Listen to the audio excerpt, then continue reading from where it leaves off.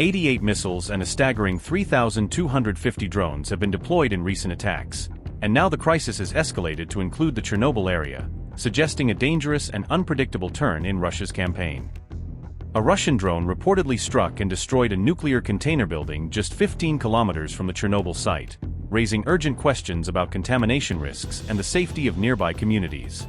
Observers say this appears to be Putin's reckless campaign of retaliation, which began after Ukrainian drones reportedly targeted St. Petersburg, and now risks dragging the region into further instability.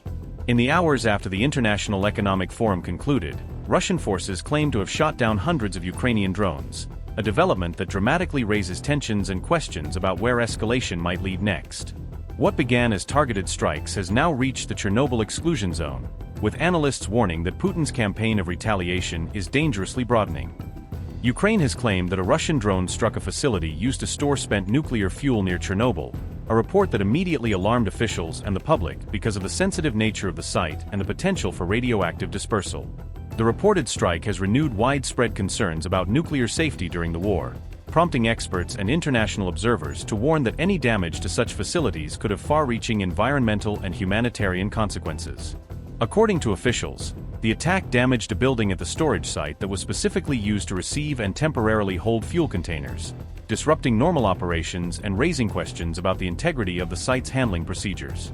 The storage facility sits roughly 15 kilometers from the main Chernobyl nuclear plant, placing it well within the exclusion zone and underscoring the proximity of the damage to one of the most notorious nuclear sites in the world. Ukrainian officials reported that the container receiving building was partially destroyed in the strike, describing structural collapse and debris that complicated immediate assessments of the damage.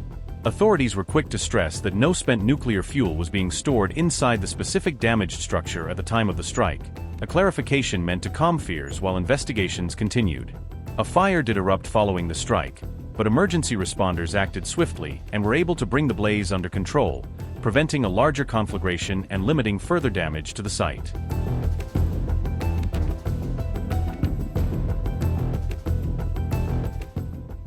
Emergency responders extinguished the blaze before it could spread further, deploying crews and equipment quickly to contain flames and limit damage to surrounding structures and vegetation.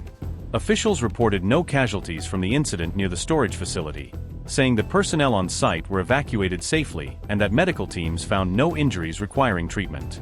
Radiation levels remained normal despite the damage caused by the attack, according to monitoring teams who conducted on-site measurements and found no detectable increase above baseline readings.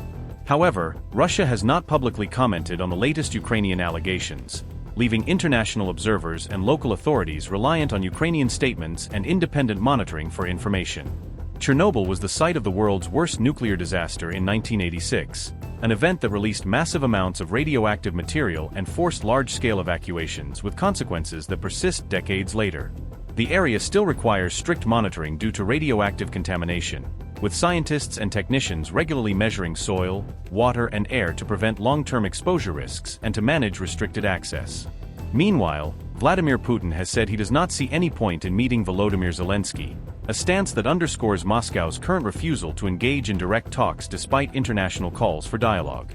This follows the Ukrainian leader's request for face-to-face talks aimed at ending the war, a proposal that Kyiv says could open a path to ceasefire and negotiations, but which has so far been rejected by Russian authorities. As for the residents or the parade, that is not a personal matter for me. They provided us with information about it and said they knew I was not at the residence, and so on. Why they did this is another question.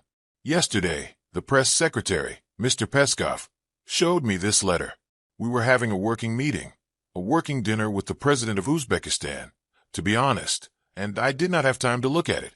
This morning, Peskov slipped this paper to me again.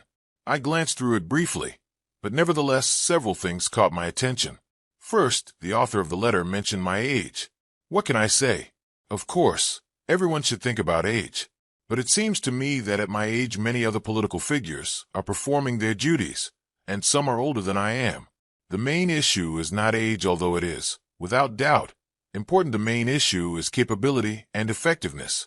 Some of my colleagues, who, I repeat, are older, still demonstrate sufficient energy.